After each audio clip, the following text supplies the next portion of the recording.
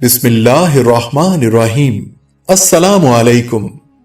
درویش T V کے معزز خواتین و حضرات، غزوہ خیبر کے موقع پر ایک چرواہا حضور اقدس صلی اللہ علیہ وسلم کی خدمت میں آیا۔ وہ یہودیوں کی بکریاں چراتا تھا۔ اس چرواہے نے جب دیکھا کہ خیبر سے باہر مسلمانوں کا لشکر پڑاؤ ڈالے ہوئے ہے، اس کے دل میں خیال آیا کہ میں جا کر ان سے ملاقات کروں اور دیکھوں کہ یہ مسلمان کیا کہتے ہیں اور کیا کرتے ہیں۔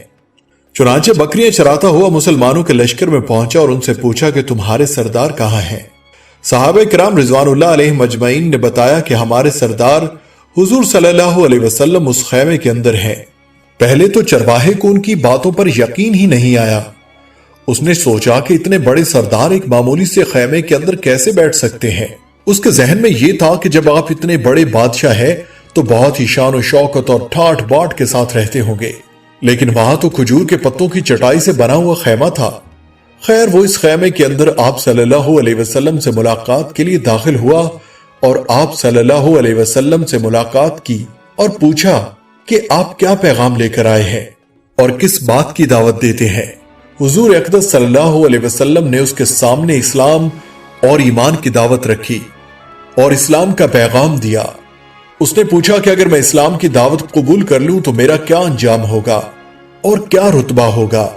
حضور اقدس صلی اللہ علیہ وسلم نے فرمایا کہ اسلام لانے کے بعد تم ہمارے بھائی بن جاؤ گے اور ہم تمہیں گلے سے لگائیں گے۔ اس چرواہے نے کہا کہ آپ مجھ سے مذاق کر رہے ہیں، میں کہاں اور آپ کہاں؟ میں ایک معمولی سا چرواہا ہوں اور میں ایک سیاہ فام انسان ہوں، میرے بدن سے بدبو آ رہی ہے، ایسی حالت میں آپ مجھے کیسے گلے سے لگائیں گے؟ حضور اقدس صلی اللہ علیہ وسلم نے فرمایا کہ ہم تمہیں ضرور گلے لگائیں گے اور تمہارے جسم کی سیاہی کو خدا تعالیٰ تابانی سے بدل دیں گے اور حق تعالیٰ تمہارے جسم سے اٹھنے والی بدبو کو خوشبو سے تبدیل کر دیں گے۔ یہ باتیں سن کر وہ فوراً مسلمان ہو گیا اور کلمہ شہادت پڑھ لیا۔ پھر حضور اقدس صلی اللہ علیہ وسلم سے پوچھا کہ حضور اب میں کیا کروں؟ آپ صلی اللہ علیہ وسلم نے فرمایا کہ تم ایسے وقت پر ایمان لائے ہو کہ نہ تو اس وقت کسی نماز کا وقت ہے کہ تم سے نماز پڑھواؤں اور نہ ہی روزے کا زمانہ کہ تم سے روزے رکھواؤں۔ زکوٰۃ تم پر فرض نہیں ہے۔ اس وقت تو صرف ایک ہی عبادت ہو رہی ہے جو تلوار کی چھاؤں میں انجام دی جاتی ہے، وہ ہے راہ خدا میں جہاد۔ اس چرواہے نے کہا، حضور میں اس جہاد میں شامل ہو جاتا ہوں، لیکن جو شخص جہاد میں شامل ہوتا ہے اس کے لیے دو میں سے ایک صورت ہوتی ہے، یا غازی یا شہید۔ تو اگر میں اس جہاد میں شہید ہو جاؤں تو آپ صلی اللہ علیہ وسلم میری کوئی ضمانت لیجئے۔ حضور اقدس صلی اللہ علیہ وسلم نے فرمایا کہ میں اس بات کی ضمانت لیتا ہوں کہ اگر تم اس جہاد میں شہید ہو گئے تو حق تعالیٰ تمہیں جنت میں پہنچا دیں گے اور تمہارے جسم کی بدبو کو خوشبو سے تبدیل فرما دیں گے اور تمہارے چہرے کی سیاہی کو سفیدی میں تبدیل فرما دیں گے۔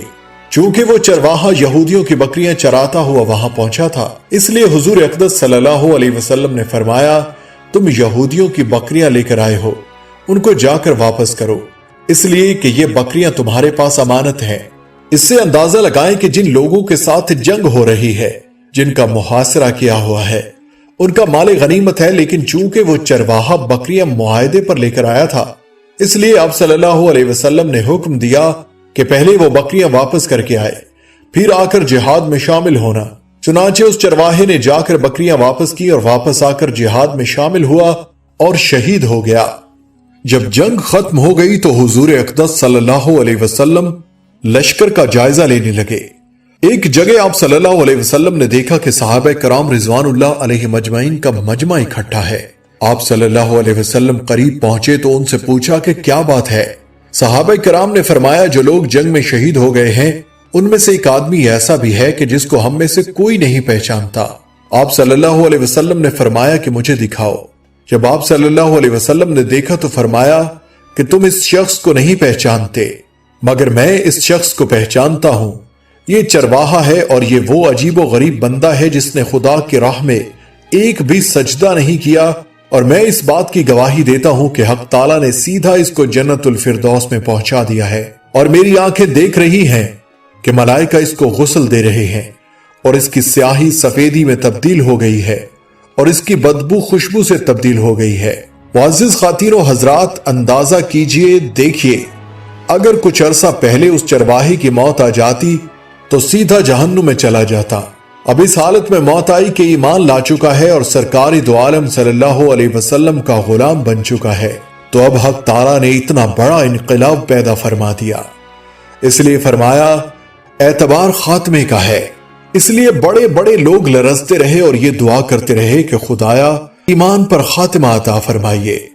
کس بات پر انسان ناز کرے، فخر کرے اور اترائے، اس لیے کہ کیا معلوم کہ کل کیا ہونے والا ہے۔ اس لیے فرمایا کہ کسی کو بھی حقیر مت سمجھو۔ جو شخص ہمیشہ موت کو یاد رکھے تو اس کا دل نرم رہتا ہے، اس کے اعمال اور احوال اچھے ہوتے ہیں، وہ گناہ کرنے کی جرأت نہیں کرتا، فرائض کی ادائیگی میں کوتاہی نہیں برتتا، اور نہ ہی دنیا کی رنگینیاں اسے دھوکے میں ڈالتی ہیں۔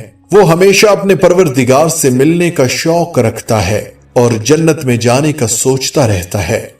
لیکن جو شخص موت کو بھول جائے، دنیا میں مگن ہو، بد عملی میں مبتلا ہو، خواہشات کا انبار ذہن میں ہو، تو ایسے شخص کے لیے موت سب سے بڑی نصیحت ہے۔ ابو ہریرہ رضی اللہ عنہ کہتے ہیں کہ رسول اللہ صلی اللہ علیہ وسلم نے فرمایا، لذتوں کو پاش پاش کر دینے والی موت کو کثرت سے یاد کیا کرو۔ اس حدیث کا مطلب یہ ہے کہ موت لذتوں کو ختم اور زائل کر دینے والی ہے۔ ابن ابی کعب رضی اللہ عنہ کہتے ہیں کہ جب رات کی 1/3 گزر گئی تو نبی کریم صلی اللہ علیہ وسلم کھڑے ہو گئے اور فرمانے لگے، لوگو اللہ کو یاد کرو، جب پہلا سور پھونکا جائے گا تو ساتھ ہی دوسرا بھی پھونک دیا جائے گا۔ موت کے ساتھ ہی تمام سختیاں شروع ہو جاتی ہیں۔ اللہ رب العالمین کی وحدانیت کا اقرار، صرف ایک اللہ کی عبادت اور شرک سے بیزاری موت کی تیاری کے لیے از بس ضروری ہے۔